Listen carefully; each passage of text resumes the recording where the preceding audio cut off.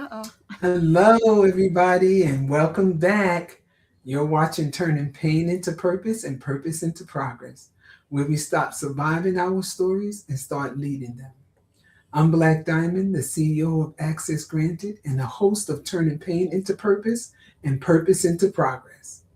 Now, for many people, survival meant learning how to stay quiet, how to hold things in, how to avoid conflict, and how to carry pain without ever giving it a voice.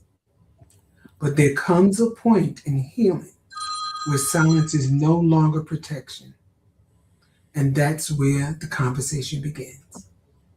One of the greatest losses after pain, trauma, rejection, or survival is the loss of voice. Not just the ability to speak, but the ability to express truth, to set boundaries, and to ask for what you need and to believe your voice matters. Now, we've done deep work in this journey. We named the pain, we understood the triggers and patterns, Mm-hmm. we learned how to pause, pivot, and push. We created safety within, we even rewrote the story, and we began choosing support and building consistency. But now we come to something many people struggle with. After years of silence, survival, people pleasing, fear, or rejection, how do you begin speaking again? Today, we're talking about reclaiming your voice.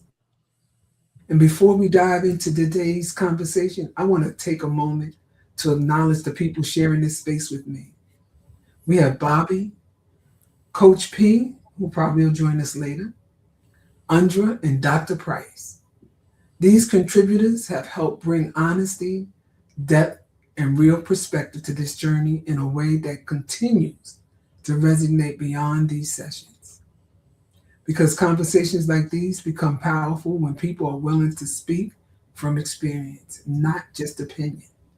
And today's conversation is especially important because we're talking about what happens when people finally stop silencing themselves. So I'm going to ask, and we're going to start with what caused people to lose their voice emotionally, mentally, or spiritually. Contributors, answer that question for me. What do you think causes people to lose their voice emotionally, mentally, or spiritually? Well, I'm going to speak from my experience. I know when I lost my voice, it was because a lot of it was fear, a shame, and most of the time the people that I really thought that cared, they wasn't listening. They weren't even trying to hear me. So I just figured it didn't matter. And once I realized in my mind that it didn't matter, I just stopped expressing myself. And even though I carried the pain, it was a continual cycle of just it don't matter, don't nobody care anyway. So I became silent, even though it was killing me softly internally. So, what did it look like on a daily life, on an everyday life that since you've been through that? What did it look like every day? A dark cloud, like I was the only one. I was a dead spirit, basically. Everybody was going on with their daily lives like they was alive, and I'm like this ghost. And I'm like, why is it that nobody sees me? It's like I wasn't seen, I wasn't heard, I was lost, alone. Now, was this a part of your childhood as well, being silenced as a child, or was this maybe a young During adult? adolescence, not as a child, during Okay. my teenage years, especially after my parents' divorce. And Um, once they got divorced, and I had, and I would try to address things with my mom. She was kind of hostile because she was in pain. My dad, I would try to address things with him. He was in denial, apparently. So I guess you could say I gathered with my own peers, teenagers that pretty much was going through some of the things I experienced with divorced parents. And I could see their behavior was a little different too, but they never really talked about it. So we just and pretty much bonded together with this pain. but we never talked about it. You mentioned that you felt unheard. Did you also feel invalidated?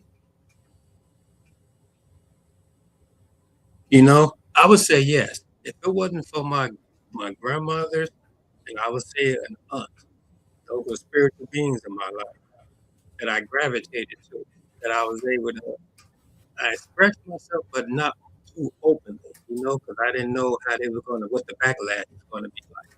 But it was very encouraging. Bobby, I would like to hear your take on that.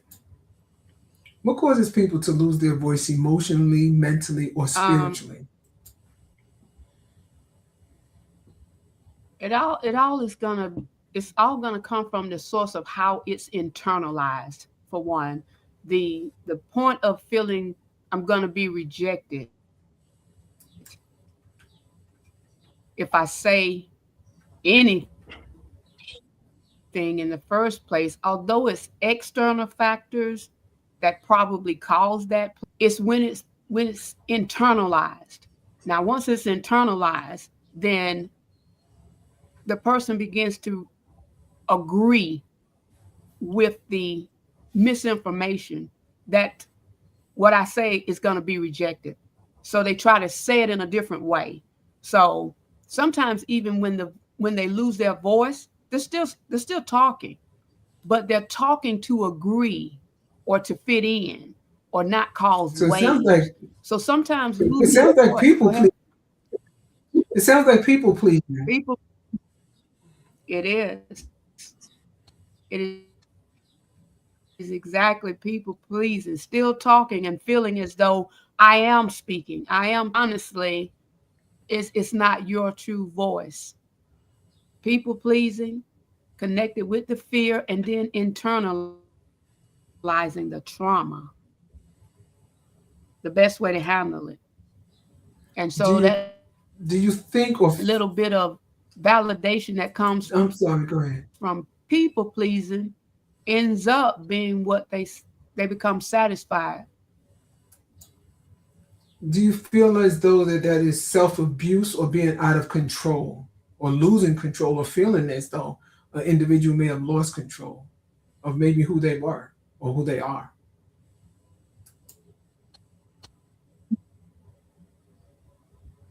Right.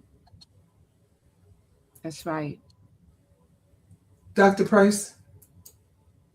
Living in an abusive environment where you're controlled, your actions, your behavior, it's like a collective wall. It's like each one become a brick that holds that person's voice hostage. The fear, the trauma, the people pleasing, abuse, control. Dr. Price? It could be all of it. All of those bricks or just a few of them. What is your take on this, Dr. Price?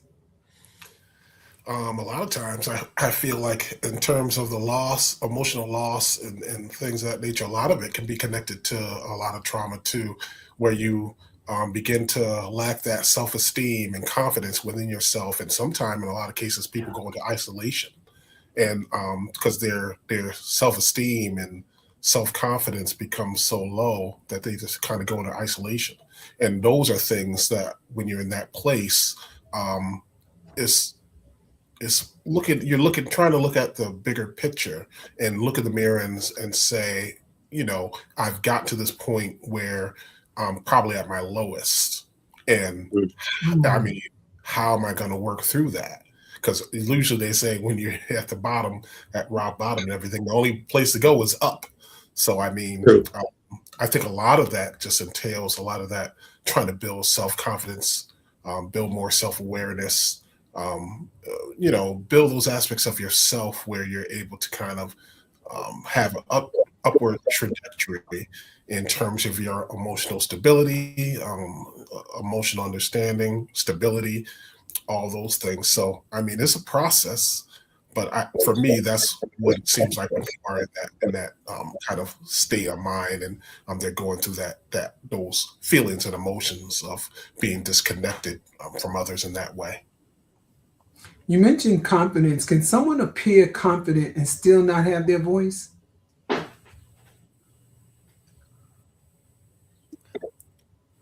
I laugh because we see that every day. Absolutely. Because we see that. Wow. It's definitely something that is, people do have their ways of having their confidence chipped away at. When you think about the ramifications, like when you go to work and maybe you're not appreciating the job and maybe you got a bad review or something, that's all those kind of things like chip away. Maybe it's something that happened at home. Maybe you're behind on the bills and you're feeling like there's no way that you're trying to catch up, but you can't catch a break. All these things in life can slowly chip away at your self-worth, self-confidence, and awareness of understanding that you can make it through these trials and tribulations and stuff. And a lot of times, when you're in the middle of something like that, it's hard to see it in that perspective. Yes. When you're in the middle of things like that, it's hard to see that perspective when you're in the middle of something. But if you're looking at things from the bigger picture, there's always ways to navigate those feelings and emotions, and having a support system too to be able to bounce ideas and feelings off of, and have that outside support in terms of being able to express things, talk about things, not having things held in internally, because a lot of times that's even more detrimental for everything when you're just holding things in and not having an open, honest conversation about a lot of these things that are happening. What I love about that is losing your voice doesn't always mean silence. Sometimes it means something else, like hiding your truth to survive. And I think some people, they actually hide behind that, losing their voice and not saying anything at all. I want to take this a little deeper. What happens to a person when they continuously silence themselves? You don't hear anything. Yeah, continuously silence themselves.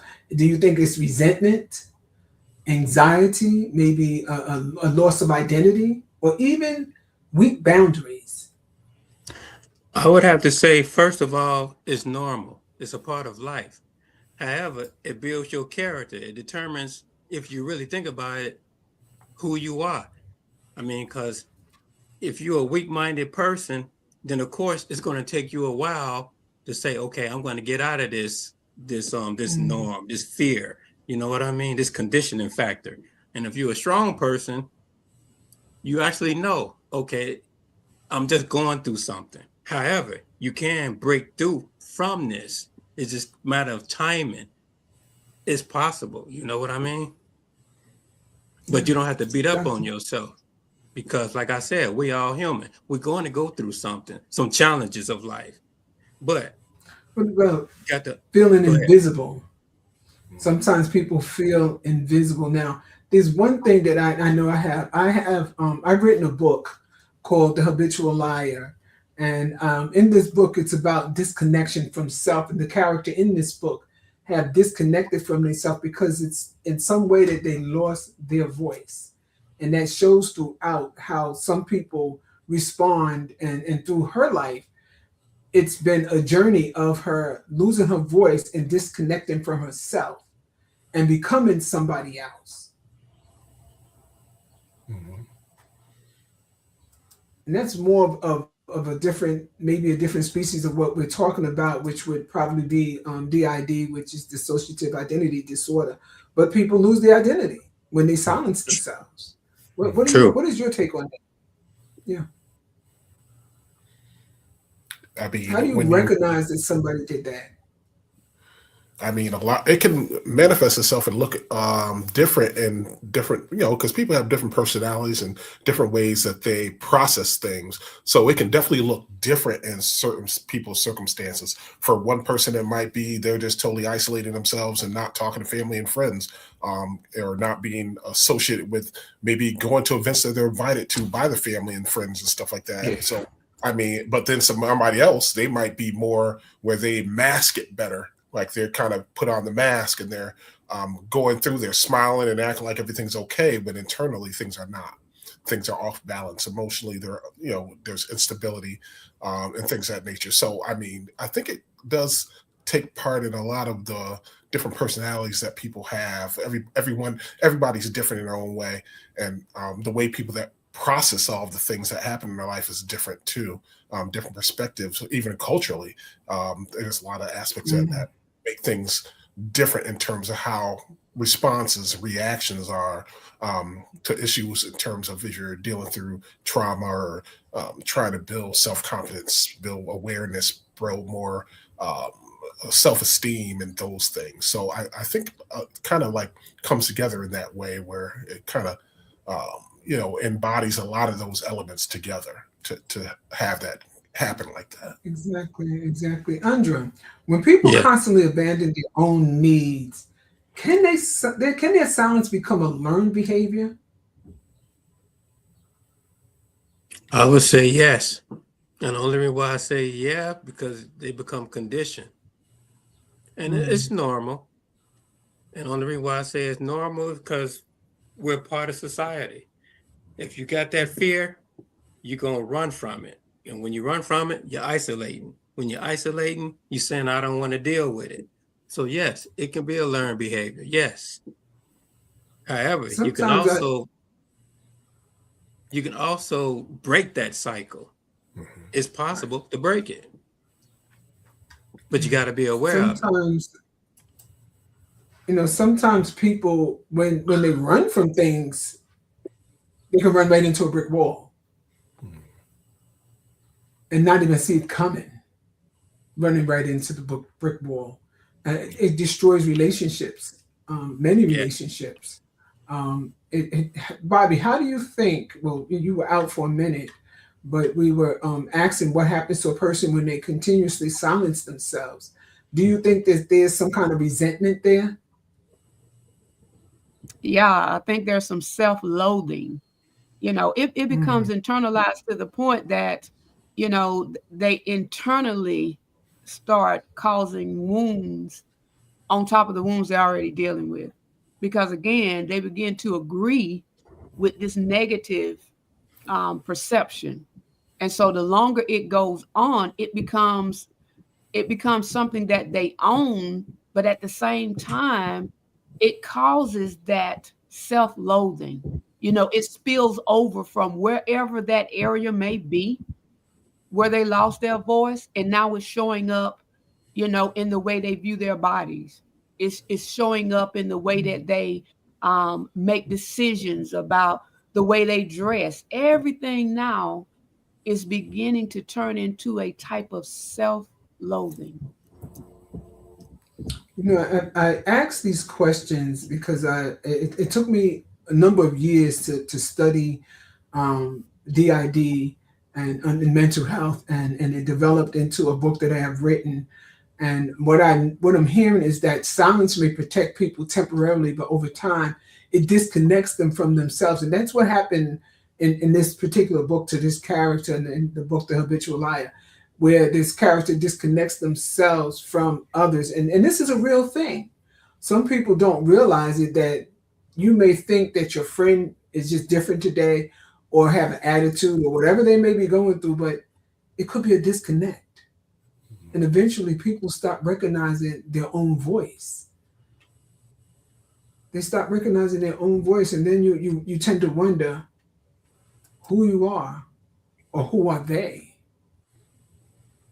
And that happens. This is going on right in front of us. One day this person is just as chipper as could be. And then the next day they don't even have a voice. Some people check out. And I'll be honest about it. Some people actually, they check out. And that's not healthy. Not at all. Not at all. But sometimes they feel as though they're in a better space. I've seen, and I've been around homeless people, or people who, I'll say, and I take that back and I apologize for saying homeless, people who don't have an address, one that they're attached to, one that they have their regular mail going to, one that where they go and they call home. They check out. And when they do, sometimes they feel as though they're in a better place and better space. And in this section and session of the book, we ask you to reflect on when you stop speaking up, What made you feel unheard? What truth you've been afraid to express? And what reclaiming your voice would look like now? Because your voice matters.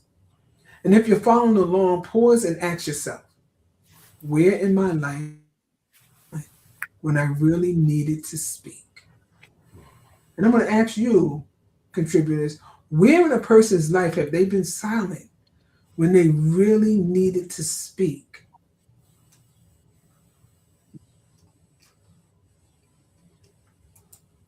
You know, in a marriage relationship, there's time when the marriage can go through this stage of, you know, they knew each other before they got married.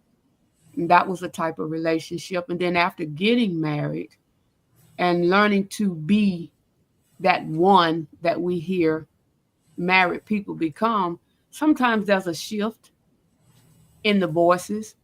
Let's just say the woman works, she makes more money than her husband. Now there's a thing about identity. So she may be making more money, but it may make him feel some type of way. And so he may not say all the things that he really want to say to her because she's making the money, but some kind of way he ain't feeling that vibe now that we're like we used to be because she's making more money. Maybe she's a little more vocal in the decisions. So there's a place right in there where he may not say everything he wants to say because he's glad she's working and making the money, but at the same time, that dynamic of, okay, I'm still the head of the house now, you know, I'm still the man. And so there are things he just doesn't want to say to her, you know, because you're making the money, sweetheart, but, you know, I need to still feel that respect. So he may not say some things. And he's lost his voice there for a minute because he's trying to find a way to say it. And I speak that on the behalf of men because it isn't all the time that, yeah. No, I'm sorry. Some people laugh at reality shows, but reality is reality.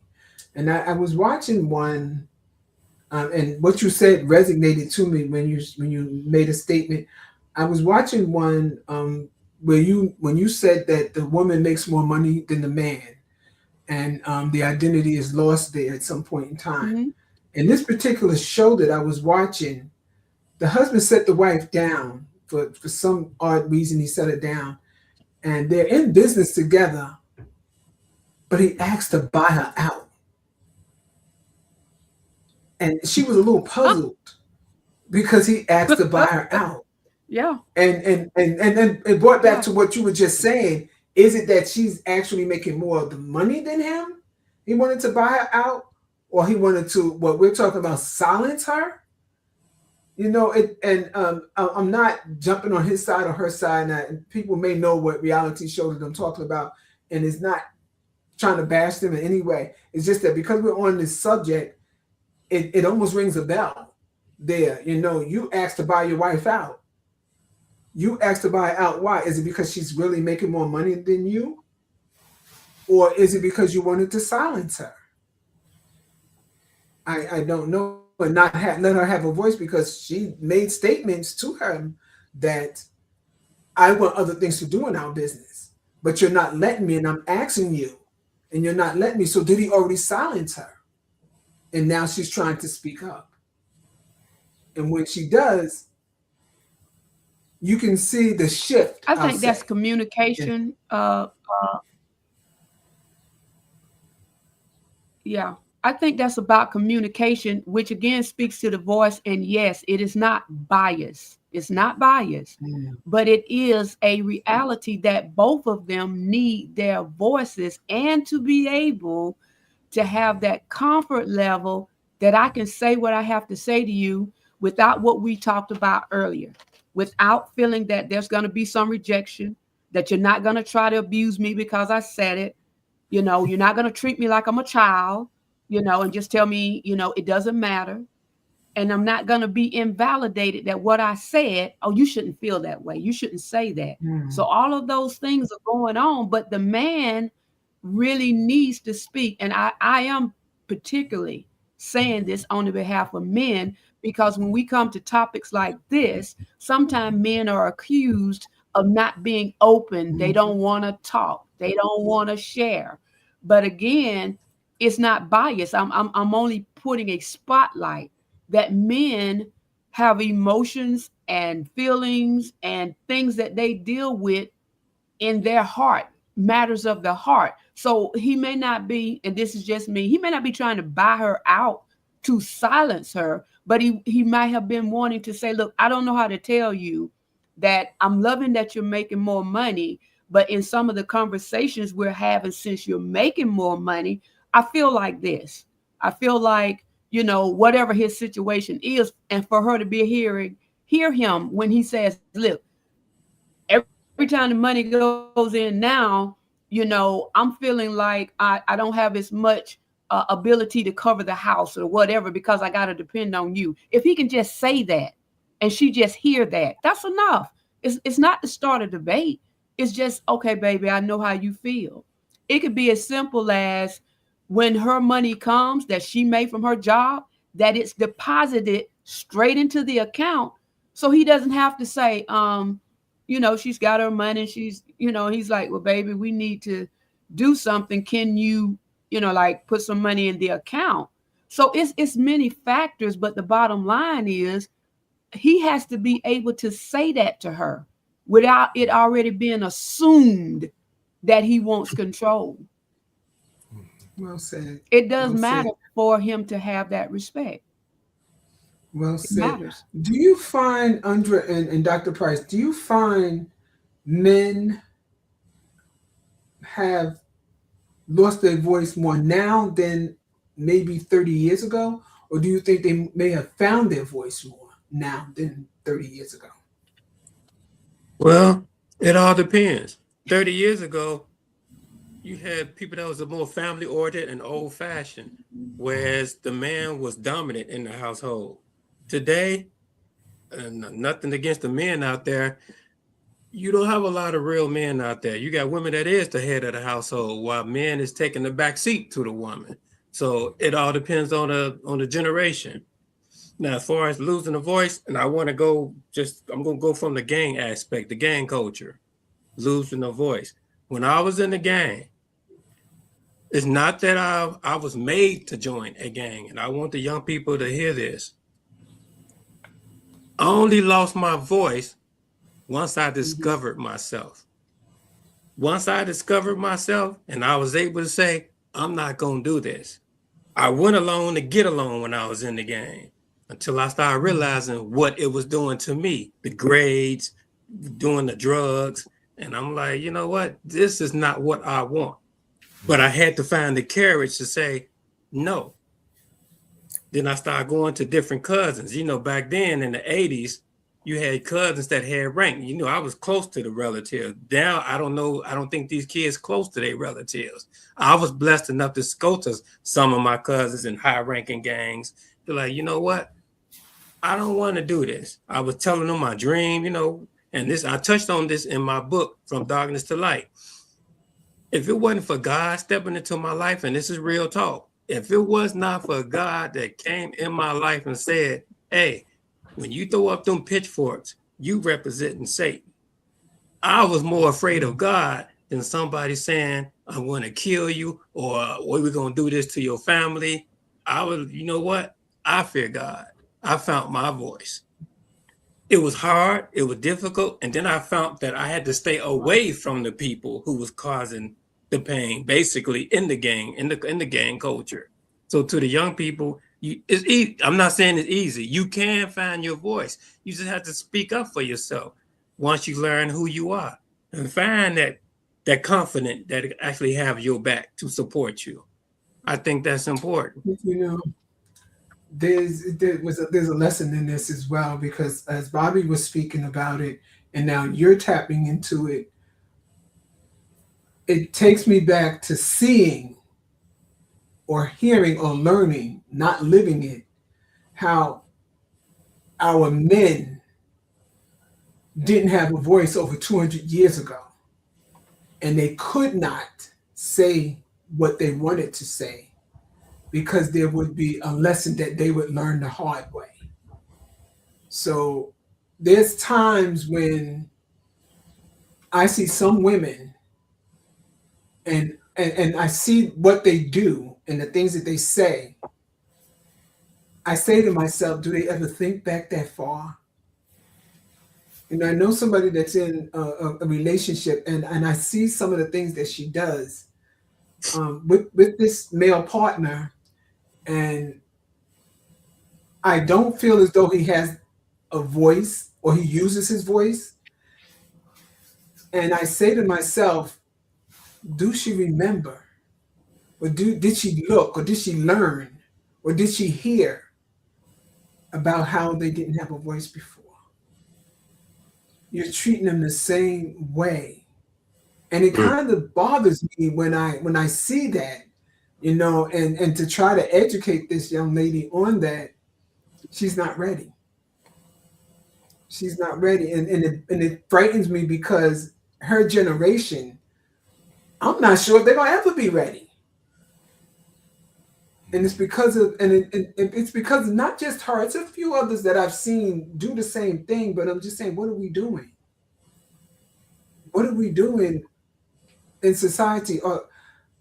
Are we leading by example? Is there something missing that we're missing to be able to teach them, to be able to tell them, to be able to show them? I know a lot, and it has nothing to do with black, brown, white, yellow, green, whatever. Men are incarcerated, and the women are out here.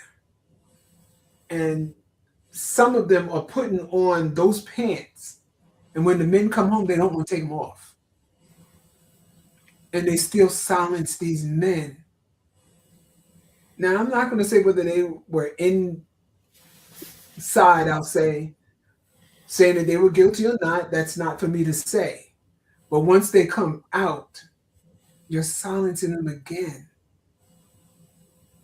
And I just want them to think about that when they're with their partners. It is a generational thing, and it runs deep. And I just want them to understand that we can help them instead of tearing them down, because it happens too often. Dr. Price, you was about to say something? I was going to touch upon that when we talk about the generations and the differences in terms of hearing the voice. And I go back to thinking about my dad growing up in the South during the Civil Rights Movement and stuff. And he was, at that time, slavery was over, but they had sharecropping. So my dad was sharecropping, doing the cotton and everything like that. He didn't have a voice. That was what he was told. He was like, education's not for you. You're old enough. You need to be in the fields and you need to be working. So he had no voice, no say. Pretty much that was what it was. And now my generation, I'm a generation after him, and it's like now I can speak up. I can speak up about just social justice or whatever it might be. I went and got my doctorate. Like I couldn't be silenced. I could speak. I could be heard. I could be seen. Unlike what my dad growing up and what he experienced growing up in the South. So that's just between one generation. That's my dad to me. It goes from like sharecropping and him going through his ordeals in the South with racism, discrimination. And then I'm up here, born up here, up north, work through to get my doctorate and working in jobs and, speaking out against social injustice and things like that and advocating for people of color for their advancement and stuff. So, and that I use that as an example of how you can see the differences in people having voices. When my dad was growing up, he really didn't have that opportunity to have a voice or a say because, he was told, we had to be in the field and work sun up to sundown, picking cotton as a kid. And my generation, where I am able to speak out against social injustice, I was able to go in the doctorate program. I could do what I wanted to do without feeling there were going to be roadblocks and deterrents in what I wanted to do. And a lot of people ask me, you're like, yeah, you got your doctorate. And I think a lot of that is contributed to the stories my dad would tell me about growing up in the South and stuff, the experiences that he had. And me hearing those stories by the time I got a little older, it's like, okay, there's no reason for me not to go and get everything. Like, I'm not going to stop at Masters or Associates. I'm going to go get everything. I'm going to have the whole pie. And I guess maybe it's like a chip on your shoulder a little bit, but I mean, it's part of that purpose too, that purpose to inspire others too, because people are watching what I'm doing too, just like they're watching everybody here on this panel. People are watching. We may not know that they're watching, but people are watching what we do, and we're inspiring people that we might not even know or even, have connected to in that way. So that's what I was going to just add in terms of like connecting and community and stuff like that. And it's so sad that we don't have enough people to sit around and speak to sometimes our younger selves, because I can look at a few of them and say, oh, wow, I was like that when I was younger. I look at some of my grandchildren, and I say, was I like that? And then my sister may have pointed out and say, that's exactly the way you were. So it's not enough of us that are willing to sit and talk to them about it. Right. What that dynamic would look like, I think it would be a beautiful thing. But they would have to be willing to listen. Yes. And that's where the problem is, that some of them may not want to listen. Oh, that's old school. That's the way y'all did it back then. But you listen to the old school music, and where do you think it came from? And I throw that out there all the time, and it always gets to them, especially when they hear beats and whatever these kids is calling it. Where do you think it came from? No, it didn't come from this artist first, because they heard something and they added something to it. Sample. So that's what we're doing for you. We are talking to you because we want you as the next generation to add something to it for the next generation. So we don't want your voice to be silent. We want you to go on and on and on. Now that we understand how people lose their voice, let's talk about how they reclaim it. What does reclaiming your voice actually look like? What does it look like for people to reclaim their voice? Does it mean speaking honestly, setting boundaries, or asking for help?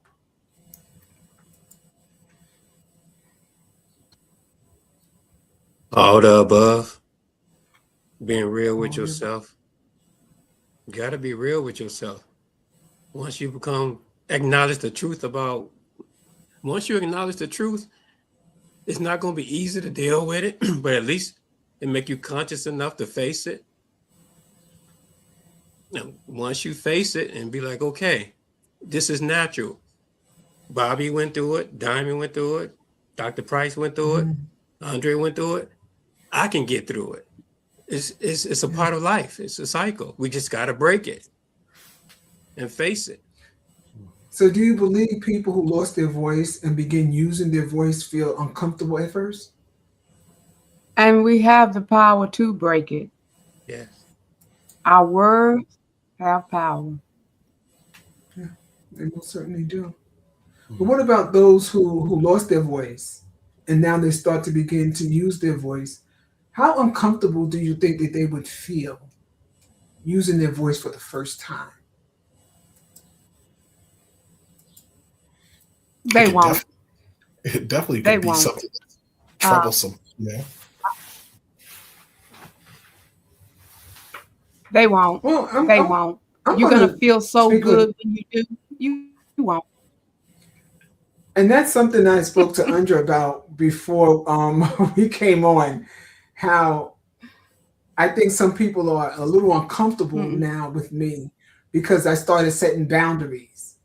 And I want to tell you, at first I was uncomfortable with it, but then when I saw how it started playing out, I gave myself permission to be at peace and to feel so good about it that it works for me. And it's just this, I feel like I'm taking my own shoulders and going like this, lifting myself up, and it feels good.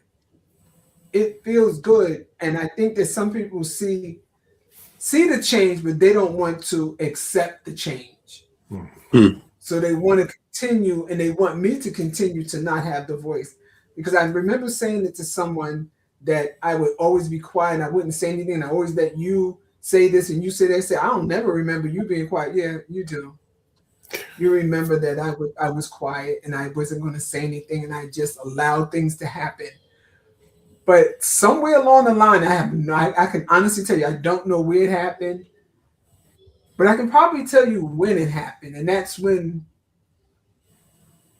I started looking at my children differently because I had to have a voice for them. So I think that's when it happened, when I started looking at my children differently and through a different set of lens, because now I'm a mother. Before it was just me and it was like, oh, okay, whatever. But it's not okay, whatever, because now I'm a mother and I want them to have their voice. And if I can't model my voice for them, and they're going to walk around without having a voice. And that's not what I would want for them. And I think that's where you were going with that, Dr. Price, when you said what your father, what he was doing, and now you are Dr. Price. And I'm so proud of you for that as well. Yes.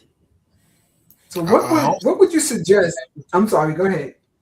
I also was going to say, like, in terms of like reaching through that point where you're feeling like you've made it past those obstacles and stuff. Sometimes I feel like it connects with you finding your purpose of what you're meant to do. And also you get to this point where you just have this, you reach for peace more than anything. Like, I'm at the point in my life now where I don't care what people think, feel, say about me. I just do kind of what makes me happy. I work on whatever projects it is. And I just have a good time and a fun time doing all the things that I'm doing now in life. And I just, I think it's liberating when you get to that point where you just don't really have, you don't care what other people think, feel, or say about you. You're just living it. You're doing the things that you feel is right, and you're doing what makes you happy personally. And I think a lot of that is liberating experience, feeling when you get to that point in life. And, it takes time to get there sometimes. Some people's paths is different. Everybody's path not the same to get there. But when you do get there and you feel that and you know that you're there, it's definitely liberating in that sense. Believe me, it really is. It's a wonderful feeling. You just, I'm going to say it, Bobby, but it's better than hitting the lotto. It's a good feeling. And you just smile a lot. And you're smiling on the inside to the outside. And that's where a lot of people I agree. are. So what would you suggest they do to begin speaking up after years of silence? Something came to my mind. It is, in order to evolve, you got to be uncomfortable. When you become uncomfortable by speaking your mind and feeling comfortable with yourself, saying, hey, this is who I am. This is what I'm going to change. Other people might be like, hey, this is not you. You know what? You're going to look at them and like, actually it is. It's just that now I found my purpose. I found my identity. Yes, I'm uncomfortable, but I'm evolving because now I found my identity. Yes. So what role does confidence play in all of this? If it plays a role at all. It plays a very significant role. Yes. Bobby? Yeah, I wanted to say that faith plays a role in this. If you can believe, everything is possible. If you can have faith, it fuels it. My mother's book, The Voice of an Overcomer, my mother lived a horribly traumatic, self-inflicted, racist, bias, all of it. But she became an overcomer because she said, the Lord let me know that I have a voice. He said, I'm the voice of an overcomer. I'm going to tell you, and it ain't hard. She said she had to say one day, I'm not a little girl. I'm a grown woman. And that was at the house, on the side of the bed, looking out the window. I'm a grown woman. And I got a right to say stuff just like anybody else got a right to say stuff. And she decided she would say something. Now, she was a woman of faith. But one of the first things that she had to tell somebody, because they was always saying a cuss word to her, It was a letter word that a lot. They would tell her that word and tell her, you know, F you, you nobody. And when my mama got her voice, you know what she said? I ain't no girl, I'm a grown woman, and F you. And she was a woman of faith.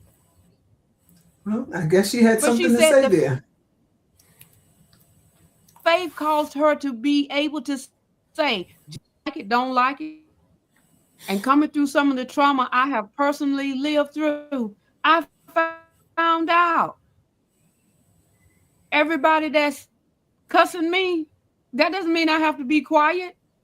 Whether I get whatever I have to say back out in a good way or a bad way, say something. Listen, say something. Just an overcomer. Just say, look, just say something. If it ain't nothing but they said you or this and that, just say nope. Nope is enough. When you do it with faith, when they say you can't, you can say, well, I'm gonna do it. It's enough. Mm-hmm. It's enough, baby. Your voice carries power. If you can think it in your brain, I'm gonna tell you the truth. Black Diamond, you know, I know we ain't supposed to keep doing that. But I saw Miss Celie sit at that table, and before she told Mr. what she said, she hit that table with her fist. Bam. Bam. When did I ever ask you for your hand? See, and I try to stay away from it, but we just can't. We cannot stay away from that show because it has so many elements in it that it's. Look. Child, we love it? Don't love it. She found her voice. The pain and the purpose, and you go to talking. Go through the book. You'll find something in there. Just go to saying something off of page 17. You all right? Man, when she hit that table, I jumped because I was shocked. But she found her voice. Yes. And she let him know it, and he knew it. And he knew not to come after that. You know, sometimes it may take that kind of element to look, boom, and that's it. You gotta do what you have to do at some point in time. That's true. You gotta do what you gotta do. You know, reclaiming your voice is not about becoming louder. It's about becoming honest. Yes. What fears usually come up when people begin using their voice again? Now, some people do have some fears when they start to use their voice again. But what do you think some of them fears are? Do you think it's a fear of rejection, or fear of conflict, abandonment, or sometimes maybe being misunderstood, or fear of change? What are your thoughts? I think it's the fear they just.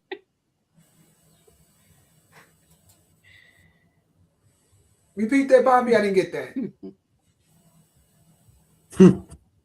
Honey, look, we all adults here, so come on now. It's the fear that nobody told them. It's fear. Listen, if you all listening to it is so much. Just know it.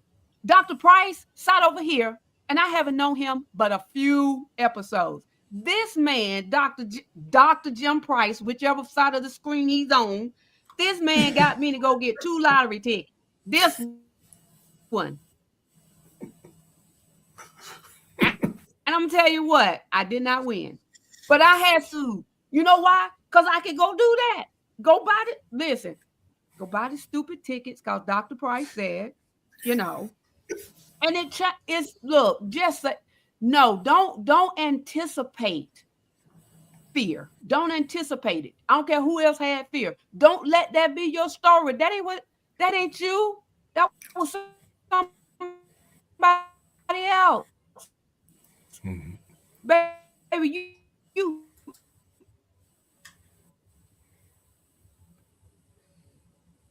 Dr. Price, I want to hear from you. Listen. So I mean, a lot of Diamond, yes, a sister soldier. That right now, baby, you ain't fearful. You are phenomenal. So you just go to talking. That's it. Get them 2 lottery tickets. Come back on the show next week. Okay, I'm going to do just that. Dr. Price is going $2 tickets to tomorrow. be here. I'm going to get those 2 tickets, and I'm going to let you see. And I'm going to let him explain to you. You be on time, bro. That's a promise. And I don't usually make promises, but I promise I'm going to get those 2 lottery tickets. But now, let me tell you now, the show is canceled. After that, y'all know why. Pack your bags. We'll just have something go across the screen that says, show interrupted, because we on vacation. I'm going to go get those lottery tickets. I'm going to get 2. Not a gambler, but I'm going to get 2. Dr. Price. It's for recreational purposes, entertainment purposes. Yeah, okay. I've heard that term before, recreational purposes, and I'm not going to say where I heard it from. So, Dr. Price, I'm going to come up with you. Where do people begin using their voice again? Do you think it's because it's a fear of change? I mean, a lot of people, some people, they're uncomfortable with change. Like they're kind of committed to what their habits are, what their circumstances are. They're comfortable with that. And they feel like if they get out of that comfort zone, it's almost like they'll be losing themselves. So a lot of times you'll see people who are stagnant in their lives because they are comfortable where they're at. And they, they might complain about things not being the way they want, but then they're not taking visible action or taking any action steps to actually improve the circumstances that they want to improve upon. And I think that's what ends up happening a lot of times. People tend to get comfortable with where they're at. They lose their voice. They lose sometimes motivation and things of that nature to even want to change. And when you're in that position, it's hard to manifest real change. And especially when you talk about, you want to have a positive trajectory in your life, it's hard to manifest that if you're kind of staying stagnant and you're not, embracing the idea that sometimes change can be uncomfortable. Sometimes change can be uncomfortable. And I think those things are elements that are sometimes, overlooked in that sense, where people are trying to move toward change. But they're feeling stagnant in their life, whether it be job, maybe grieving a loss, a loved one, or whatever the circumstance that's causing the trauma, whatever it might be. But they're kind of caught up in their ways of dealing with those things and being stagnant, the ways of their actions and what they're doing. So sometimes there is that element of that where change. They see people see change as something that is uncomfortable. And they kind of shy away from wanting to actually take action steps to change circumstances that they're in. Andrea, reclaiming your voice often requires risking discomfort in order to regain yourself. How often do you think that happens, that people who reclaim their voice, they risk discomfort in order to regain themselves? Pretty much 100% of the time. And that's a fact. And once you understand that reality, it becomes easier. I'm not saying it's not going to be difficult, but it becomes easier. It's like baby steps. And once you start taking them steps one at a time, you build your confidence. You start looking around, you're like, okay, I want to change this. And it's a momentum. You build that momentum. And once you get that momentum going, it's like a rolling ball. You can't stop it. Yeah. So when did you realize that your voice mattered? That's my voice mattered when I actually stood up for myself in the gang, and I just said, you know what? I think when somebody told me that, I heard that it did. I heard my voice. Somebody told me, or I read. Dr. Price? I think your voice mattered? Wow, there's I think for me, I heard a voice when I was playing basketball and stuff like that, and I had one of my coaches talk to me and tell me that point about when you go through adversity, it helps you grow stronger And when you get to where you're going, you'll appreciate it more because all you went through to get there, through to get to that point. I think for me, that was kind of my eye-open experience where I'm like, okay, I have to think about what direction I want my life to go in, and how am I going to get there? What goals am I going to set for myself to get to reach those goals? And you break it up into small steps, but eventually those small steps lead to the bigger goal of whatever a person is putting in place that they want for their lives. And so for me, I think that was kind of a turning point when I was playing basketball and had that experience of learning what teamwork means and working with others. Some of them be culturally different too, but being able to work with other people and come up with a plan and come work for a common goal and things of that nature. So sports does teach you a lot of that stuff too. But for me, I think that was my kind of eye-opening turning point. So do you believe that realization changes the way a person moves through life? Because we all move through life in different ways, but when reality hits, do you think it changes the way that a person moves through life? Yeah, because that's when you finally awaken to the truth and what's possible. So I would say yes.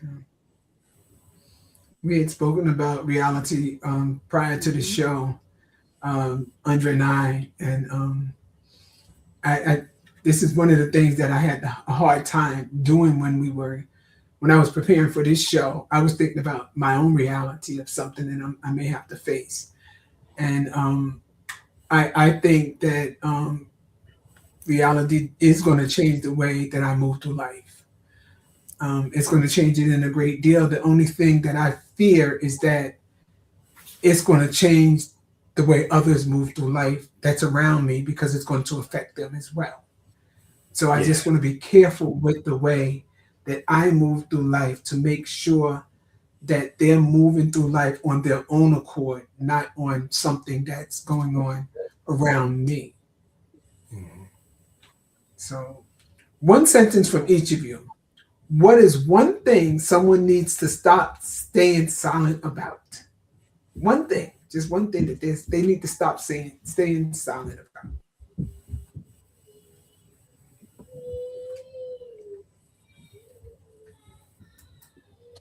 Their hurts. It hurts. Dr. Price? That's it. Processing pain. Processing pain. Andra? Stop being in denial that it even exists. Wow. Oh, It hurts. Processing pain and Yes. denial. I want to leave the viewers with something practical. I want them to write this down. What I've been afraid to say.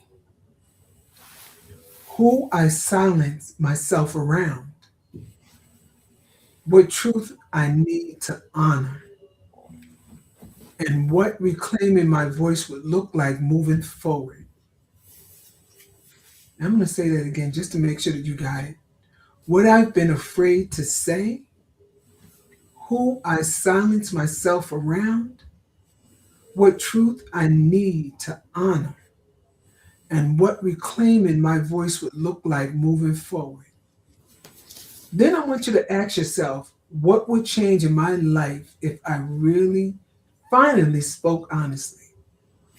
What would change in your life if you finally spoke honestly and not with fear? What's the first thing that's on your chest that you just want to say, maybe to yourself, to the other person, whoever you want to say it to? If you just want to write it down, you want to look in the mirror, you want to scream it in a pillow, whichever way that you want to do it, that's what I want you to do. I want to speak directly to the viewers. If you spent years shrinking yourself, silencing yourself, or hiding your truth to make others comfortable, you don't have to stay there. Your voice matters. Your truth matters. And your healing deserves to be heard. Remember that your healing deserves to be heard.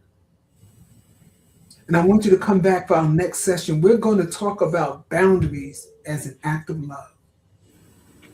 Because once you reclaim your voice, you must learn how to protect it. So we're going to talk about those boundaries, okay?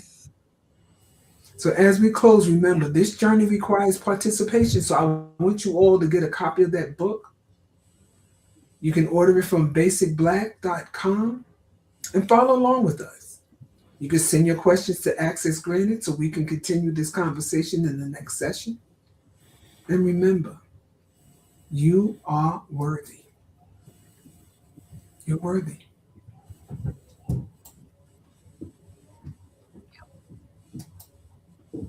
You're worthy. Definitely worthy.